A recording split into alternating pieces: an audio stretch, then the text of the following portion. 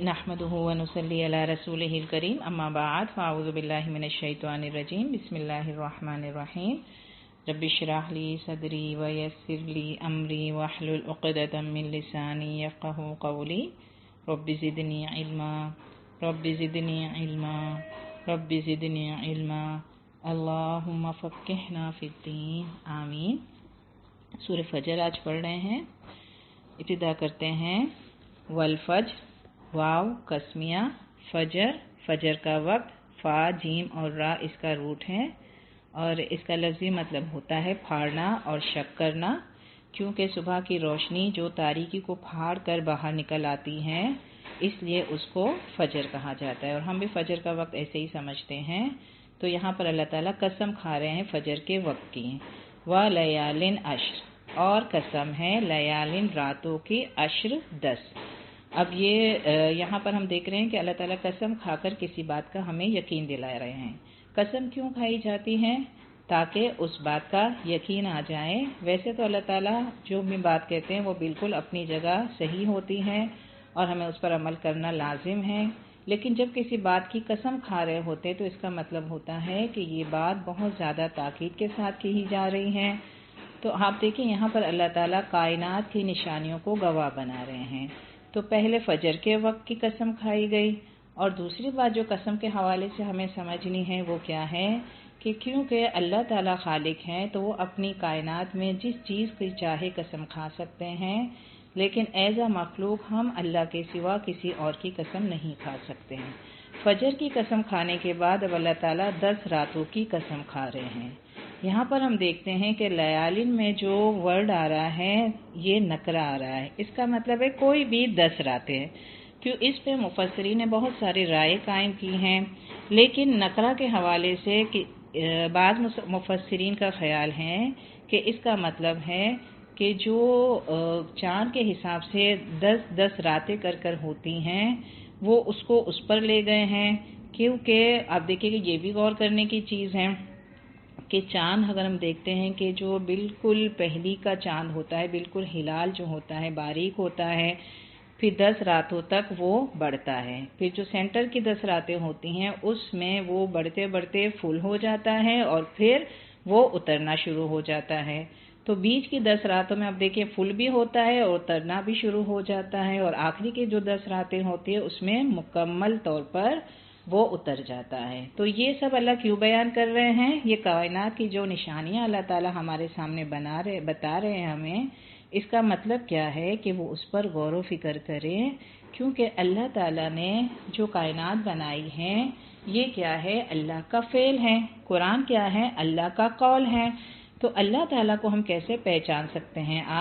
آج ہم اللہ تعالیٰ کو اس کی نشانیوں سے پہچان سکتے ہیں جو کائنات میں ہر جگہ بکھری ہوئی ہیں۔ تو اللہ تعالیٰ ہم سب کو غور و فکر کی دعوت دے رہے ہیں، اور آپ دیکھیں کہ جو قمری چاند ہوتا ہے اس میں واقعی اس طریقے سے پورا ہوتا ہے کہ ہم سب غور کر رہے ہوتے ہیں، ہماری جو عبادات ہیں خاص طور پر جو ہماری ہم دیکھیں کہ دینی عبادات ہیں، ہمارا رمضان ہے، ہمارے روزے ہوتے ہیں، اور پھر جو ہمارا حج ہوتا ہے، محرم کا مہینہ ہوتا ہے، تو یہ ساری چیزیں، ساری عبادات ہماری اسی قمری چاند کے حساب سے چلتی ہیں۔ تو یہاں پر اللہ تعالیٰ ہمیں غور و فکر کی دعوت دے رہے ہیں، اور پھر دوسری اب قسم آ رہی ہے والشفع، اور قسم ہے جفت کی۔ جفت کس کو کہتے ہیں؟ وہ جو ایون نمبر ہوتے ہیں یعنی 2 اور والوتری، اور تاکی یعنی جو آڈ نمبر ہوتے ہیں 1 3 5 اس طریقے سے۔ اس آیت کو بھی اگر آپ پیچھے والے آیت سے ملا کر دیکھیں تو اس میں بھی ہمیں یہ چیز نظر آتی ہے کہ ایک تو یہی ہے کہ قمری مہینہ جو ہوتا ہے کبھی آپ دیکھیں کہ 30 ہوتا ہے، کبھی 29 ہوتا ہے، یعنی کبھی جفت ہوتا ہے اور کبھی طاق ہوتا ہے۔ اسی طریقے سے ایک دوسری رائے یہ ہے کہ ساری مخلوق جو ہیں وہ شفع ہیں، یعنی ساری مخلوق جو ہیں وہ جوڑے کی شکل میں ہیں، اور اللہ کی ذات ہے وہ وتر ہیں، یعنی یہ ہمیں چیز سمجھائی گئی ہے کہ اللہ تعالیٰ ایک ہیں۔ تو اس دنیا کے اندر جو بھی چیزیں وہ سب جوڑے کی شکل میں ہیں۔ اسی طریقے سے اللہ نے جب دنیا بنائی تو دنیا کا جوڑا کیا ہوگا؟ دنیا کا جوڑا آخرت ہوگا۔ پھر بتایا واللیلی، اور رات کی قسم اذا یسر، جب وہ چلے. ٹھیک ہے، یعنی رات کیسے چلے کہ رات آتی ہے پھر چل کر وہ دن میں تبدیل ہو جاتی ہیں. یہ ساری اللہ تعالیٰ نے کائنات کی قسم کھائی اور پھر کیا کہا، پھر سوال کیا ہے ہم سب سے. اس کا مطلب کیا ہے کہ ہم اللہ تعالیٰ کے سوال کا جواب کب دیں گے؟ جب ہم کائنات کی ان چیزوں پر غور کریں گے، اور غور کرنے کے بعد ہمارے سامنے ایک حقیقت آ جائے گی، اور وہ کیا ہوگی کہ وما خلقتا ھذا باطلا، کہ نہیں، اللہ تعالیٰ نے کچھ بھی جو بنایا ہے وہ باطل نہیں بنایا. اور یہ ساری چیزیں کیا ہیں؟ یہ ساری چیزیں وہ ہیں جس پر ہم غور و فکر کر کر اللہ کی بڑائی اور کبریائی تک پہنچ سکتے ہیں. تو یہاں سوال آ رہا ہے یہ ساری آیات بتا کر، اور آپ دیکھیں گے کہ اماں کے پارے کے اندر بہت زیادہ اللہ تعالیٰ نے قسمیں کھائی ہیں کائنات کی. تو قسمیں کھانے کا جو مقصد ہے وہ ہم کو سمجھنا ہے اور اس پر غور و فکر کرنا ہے. اور سوال آ رہا ہے حل فی ذالک، کیا اس میں قسمن کوئی گواہی ہے؟ قسم کیوں ہوتی ہے؟ کسی بات کی گواہی کے لیے ہوتی ہے. اس میں کوئی دلیل ہے، کوئی سبق ہے. لذی ہجر، اس کے لیے جو کہ ہجر ہیں، یعنی جو کہ عقل والے ہیں. ہجر کا لفظی مطلب ہوتا ہے روک، یعنی ہجر کیا کرتی ہے، اس کو ہم روک کیوں، اس کا معنی جو ہوتا ہے روک ہوتا ہے، اور اس کا مطلب ہوتا ہے کہ جو عقل ہوتی ہے، عقل بھی انسان کو کیا کرتی ہے؟ عقل بھی انسان کو روک رہی ہوتی ہے. کس چیز سے روک رہی ہوتی ہے؟ اچھائی سے، اچھا کام کرنے کا حکم دیتی ہے اور برائی سے اس کو روک دیتی ہے. ٹھیک ہے نا، اسی لیے یہاں پر اس کا میننگ ہے ہجر. ہجر کا لفظی مطلب روکنا، اور پھر اس کا اصطلاحی معنی ہوتا ہے عقل. عقل والوں کے لیے یہ ورڈ استعمال ہوتا ہے. تو اللہ تعالی ہم سے سوال کر رہے ہیں کہ کیا اس میں عقل والوں کے لیے کوئی سبق ہے؟ یعنی اس کا مطلب کیا ہے کہ عقل مند انسان وہ ہے جو کہ غور و فکر کرتا ہے، اور اللہ تعالی ہمیں غور و فکر کی دعوت دے رہے ہیں. اور جب ہم غور و فکر کریں گے تو انشاءاللہ اللہ تعالیٰ کی وحدانیت کو پہچان لیں گے. پھر اس کے بعد اب یہ دیکھیں، یہ کچھ دلائل آئے جو اللہ تعالیٰ نے ہمیں کائنات سے دیے. اب اس کے بعد اللہ تعالیٰ اس بات کو ہمیں تاریخ کے شواہد سے سمجھا رہے ہیں. اور یہ آپ دیکھیں قرآن کا اسٹائل ہے کہ اللہ تعالیٰ ہمیں بات سمجھا رہے ہیں دلائل کے ساتھ، تاکہ ہمارے ذہن میں ایک پکچر بالکل کلیئر ہو جائے. اس لیے کہ ماضی جو ہوتا ہے، ماضی سے جو دلائل ہوتے ہیں وہ اس کے سامنے ہوتے ہیں. تو اللہ تعالیٰ ہمیں باتیں بتا رہے ہیں ان لوگوں کی جو ہم سے پہلے گزر چکے ہیں، جو اچھے تھے ان کا انجام کیا ہوا اور جو برے تھے ان کا انجام کیا ہوا. تو اب یہاں پر اللہ تعالیٰ قوم عاد کے بارے میں ہمیں سب سے پہلے بتا رہے ہیں. بتا رہے الم ترا، کیا نہیں آپ نے دیکھا؟ ترا کا مطلب بظاہر دیکھنا، لیکن را کا ایک مطلب ہوتا ہے غور و فکر بھی کرنا. یہ ایک اسٹائل ہوتا ہے بولنے کا. تو اللہ تعالیٰ ہمیں کہتے ہیں کیا آپ نے غور نہیں کیا کہ کیفا، کیسا، فعالا کیا، رب کا، آپ کے رب نے، بعادن، قوم عاد کے ساتھ. ارما، ارم، ذات العماد. ارم کہتے ہیں کسی چیز پر کوئی نشان بنا دینا، اور وہ پتھروں کو ارم اس لیے کہتے ہیں کہ اس سے مراد جو ہے وہ بلند ستون ہوتے ہیں جن پر نقش و نگار ہوتے ہیں. قوم عاد جو تھے، ان کے جو بڑے ان کے بزرگ تھے ان کا نام ارم تھا. اس اعتبار سے عاد اور ارم ایک ہی قوم کا نام ہے. تو اب دیکھیں کہ بے عاد کر کے ارما کر کے بات کو سمجھایا گیا ہے کہ یہ قوم عاد کون تھی؟ جو مشہور تھی ارم کے نام سے، ارم ذات العماد. یہ وہ لوگ تھے جو ستونوں والے تھے. یعنی اس سے مراد کیا ہے کہ جو ان کی تعمیری ترقی تھی اس کی طرف اشارہ ہے کہ وہ مشہور ہی تھے اس تعمیر کی وجہ سے کہ وہ بہت بڑے بڑے محلات بناتے تھے پہاڑوں کے اوپر. عماد جو ہوتے ہیں نا، عمد کہتے ہیں ستون کو ہیں. اور اس مادے کے بنیادی معنی ہی استقامت اور استواری کے ساتھ سیدھا کھڑا ہو جانا ہے. اب یہاں پر اللہ تعالیٰ کیا کہہ رہے ہیں کہ کیا آپ نے غور کیا؟ یعنی ہمیں غور و فکر کی دعوت دی جا رہی. اس کا مطلب ہمیں غور کرنا چاہیے کہ کیسا ان کا حال ہوا. التی، یہ وہ لوگ تھے، لم یخلق، نہیں پیدا کیے گئے، مثلھا فی البلاد، ان جیسے شہروں میں. یعنی یہ جو اتنی طاقتور قوم تھی، ایسے تو پھر شہروں میں پیدا ہی نہیں کیے گئے. یعنی یہ ساری نعمتیں، یہ ساری قوتیں اللہ نے ان کو دی. قوم عاد کی خصوصیت کیا تھی کہ وہ ہر اونچی جگہ پر یادگار تعمیر کرتے تھے، یعنی اللہ تعالیٰ نے ان کو وہ ہنر دیا تھا کہ وہ پہاڑوں کے اوپر گھر تراشتے تھے، اور اس کے بعد جب اللہ تعالیٰ نے ان کو جب نعمتیں دی تو ان کا حال یہ ہو گیا کہ انہوں نے اللہ تعالیٰ ہی کی ناشکری شروع کر دی اور اللہ ہی کے ساتھ دوسرے شریک بنا لیے، اور جب ان تک حضرت ہود علیہ السلام کو بھیجا گیا تو انہوں نے ان کو مان کر نہیں دیا، تو ان کا انجام کیا ہوا کہ وہ برباد اور تباہ کر دیے گئے۔ اور اس کے بعد وہی قوم عاد جن کے بچے ہوئے لوگ تھے وہ پھر قوم ثمود کہلائے، اور انہوں نے آگے جا کر پہاڑوں کے اندر گھر تراشنا شروع کر دیا، کیونکہ وہ ایک ہنر لے کر آئے تھے تو مزید اس میں انہوں نے ترقی کی۔ تو اسی لیے آپ دیکھیں قوم عاد کے بعد اب قوم ثمود کا ذکر ہے۔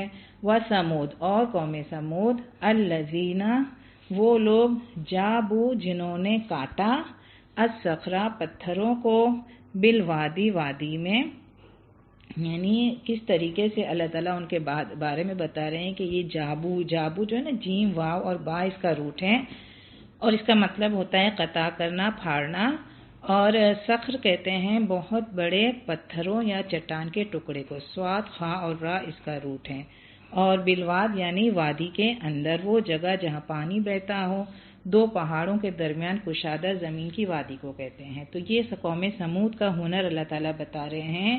یہ وہ قومیں تھی جن کو اللہ تعالیٰ نے ایسا ہنر دیا تھا، تو اللہ یہ نہیں چاہتے ہم سے کہ اللہ تعالیٰ ہمیں ہنر دے، اللہ تعالیٰ ہمیں بہت زیادہ فائدے دیں اور دنیا کی نعمتیں دیں اور ہم ان کو استعمال نہ کریں۔ اللہ تعالیٰ ہم سے یہ چاہتے ہیں کہ ان کی نعمتیں پا کر ہم اللہ کے شکر گزار بنیں، نہ کہ ہم اس کی نعمتوں سے اللہ کی مخلوق کو نقصان پہنچانا شروع کر دیں۔ تو ان کے ساتھ بھی یہی ہوا کہ قوم ثمود کو بھی جب اللہ تعالیٰ نے نعمتیں دینا شروع کی تو انہوں نے اللہ کی نافرمانی شروع کر دی، اور ان کے پاس حضرت صالح جیسے جلیل القدر نبی آئے تھے۔ اس کے بعد تیسری قوم کا ذکر ہے، وَفِرْعَوْنَ، اور فرعون، ذی الاوتاد، جو کہ میخوں والا تھا، واو تا اور ڈال اس کا روٹ ہے، اور اس کا مطلب ہوتا ہے بڑی محکم قوتوں کا مالک، جس کے کھوٹے دور دور تک گڑے ہوئے ہوتے تھے۔ تو پہاڑوں کو بھی آپ کو پتہ ہے اوتاد کہا جاتا ہے، اس لیے کہ وہ کھوٹوں کی طرح زمین میں گڑے ہوئے ہوتے ہیں۔ تو یہ آپ دیکھیں کہ ان قوموں کی جو خصوصیت تھی اس کو اللہ تعالیٰ نے یہاں بیان کیا کہ کس کس طریقے سے اللہ نے ان کو دنیاوی ساز و سامان دیا تھا، نعمتیں دی تھی، قوتیں دی تھی، لیکن انہوں نے ان نعمتوں کو پا کر کیا کیا، یہاں ان کا جرم بتایا جا رہا ہے، اور یہ کس کو کہا جا رہا ہے۔ ان آیت کو پھر پیچھے لیزی ہجر کی طرف لے جائیں کہ یہ ان لوگوں کو کہا جا رہا ہے جو کہ عقل والے ہیں، کیونکہ عقل والوں کے لیے اس میں بہت بڑا سبق ہے۔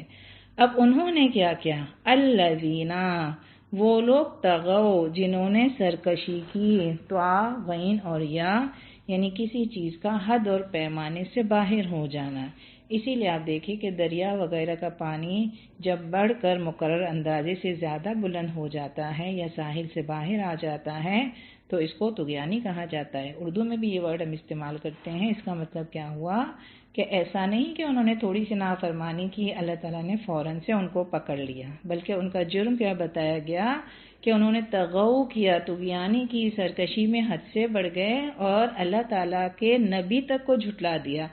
نبی آئے اور نبی نے بہت زیادہ ان پر محنتیں کری، لیکن اس کے صلے میں نبی کو تھوڑے لوگ مل گئے جنہوں نے نبی کی اطاعت کری اور اللہ کے حکم کو مانا، تو جنہوں نے اللہ کی فرما برداری کی ان کو بچا لیا گیا، اور جنہوں نے اللہ کی نافرمانی کی ان کو دنیا میں ہی اللہ تعالیٰ نے نیست و نابود کر دیا، اور ان کے آج تک ہمارے سامنے آثار موجود ہیں۔ اسی لیے اللہ تعالیٰ ایسی ہی قوموں کا ذکر کر رہے ہیں جو اللہ تعالیٰ کی نافرمانی کی وجہ سے، اپنے اعمال کی وجہ سے دنیا میں ان پر عذاب آ گیا۔ تو یہاں اللہ کہہ رہے کہ یہ وہ لوگ تھے جنہوں نے سرکشی کی۔ اب یہ تینوں قوموں کا جو عذاب ہے ایک ساتھ کر کے بتا دیا گیا کہ تینوں قوموں کا جرم ایک ہی تھا کہ انہوں نے اللہ کی حدود کو توڑ دیا۔ تو فرمایا کہ انہوں نے بہت زیادہ سرکشی کی تھی، فی البلاد، شہروں میں، فاکثروا، اور بہت کیا انہوں نے، کثرت سے کیا، فیہا اس میں، کس میں، ہا کی ضمیر بلاد پر جائے گی، ان شہروں کے اندر، الفساد یعنی اس میں بہت زیادہ فساد کیا۔ فساد کی ضد کیا ہے؟ اصلاح۔ اصلاح کب ہوتی ہے؟ جب ہر چیز کو اس کی جگہ پر رکھا جائے، اور فساد کب ہوتا ہے؟ جب ہر چیز کو اس کی جگہ سے پھیر دیا جائے۔ تو یہاں پر ان کا جرم کیا بتایا جا رہا ہے کہ ان کو جب اللہ تعالیٰ نے اقتدار دیا، اللہ نے جب ان کو دنیا میں اختیار دیا تو انہوں نے اپنے اقتدار اور اختیار کا ناجائز فائدہ اٹھایا اور ملکوں کے اندر تباہی لے کر آئے۔ تو اب کیا ہوا؟ فَصَبَّا، تو ڈال دیا، صاد با اور با اس کا روٹ ہے اور اس کا مطلب ہوتا ہے اوپر سے ان کے اوپر گرا دینا، تو ڈال دیا ان پر رب کا، آپ کے رب نے، سوتا۔ سوتا کا لفظی مطلب ہوتا ہے صاد واو اور توا اس کا روٹ ہے اور اس کا مطلب ہوتا ہے کوڑا، یعنی یہ عذاب کے ساتھ جب باندھا کہ بعض چیزوں کو دوسری چیزوں کے ساتھ ملا دینا، خلط ملط کر دینا۔ تو یہاں پر آپ دیکھیں کہ عذاب جب ان پر آیا تو وہ جو ان کے اوپر عذاب آیا وہ کس طریقے سے آیا کہ ان کو جو اللہ تعالیٰ نے نعمتیں دی تھی، جو اقتدار دیا تھا، تو انہوں نے ان کا جو غلط استعمال کیا، تو یہ ساری نعمتیں جو دنیا کی تھی وہ ان کے کسی کام نہیں آئی، اور نہ ان کو اتنا اقتدار بچا سکا، نہ دنیا کی یہ ساز و سامان اور نہ یہ دنیا کی یہ ساری نعمتیں ان کو بچا سکی، بلکہ اللہ تعالیٰ نے جب ان پر عذاب بھیجا تو یہ ساری کائنات جو ہے ان کے مخالف ہو گئی۔ آپ کو پتہ ہے کہ آپ نے پڑھا ہوا قرآن کے اندر، کیونکہ ابتدا کے اندر اللہ تعالیٰ نے قوم عاد، قوم سمود اور قوم فرعون کے بارے میں بہت ڈیٹیل سے بتا دیا ہے کہ ان پر عذاب کیسے آیا۔ قوم عاد پر ہم دیکھتے ہیں ہواؤں کا عذاب آیا، قوم سمود پر ہم دیکھتے ہیں کہ صاعقہ، بجلی کا اور چیخ کا عذاب آیا، اسی طریقے سے قوم فرعون پر پانی کا عذاب آیا۔ یعنی یہ ساری کائنات جو اللہ تعالیٰ نے ہمارے موافق رکھی ہے، جب انسان اللہ تعالیٰ کا نافرمان ہو جاتا ہے تو یہی کائنات اللہ انسان کے مخالف بھی ہو سکتی ہے، اور انہی کے ذریعے سے اللہ تعالیٰ انسانوں کو عذاب دے سکتا ہے۔ اور پھر آگے دیکھیں کیا کہا جا رہا ہے، ان ربک لبالمرصاد، بے شک آپ کا رب البتہ مرصاد طاق میں ہے۔ مرصاد میں آپ دیکھیں را، سین، صاد اور دال اس کا روٹ ہے، اور اس کا مطلب ہوتا ہے کسی کا انتظار کرنا، یعنی اللہ کا قانون مکافات جو ہے وہ ہر کسی پر نگاہ رکھتا ہے، جب اس کے نتائج کا وقت آتا ہے تو وہ ان کو پکڑ لے گا۔ یہ ساری باتیں یہاں تک آپ دیکھیں، یہ ساری باتیں بتا کر تینوں قوموں کے انجام کو بتا کر اب انسان کے ایک کیریکٹر کو بتایا جا رہا ہے۔ یہ وہ انسان ہے جو کہ اللہ کا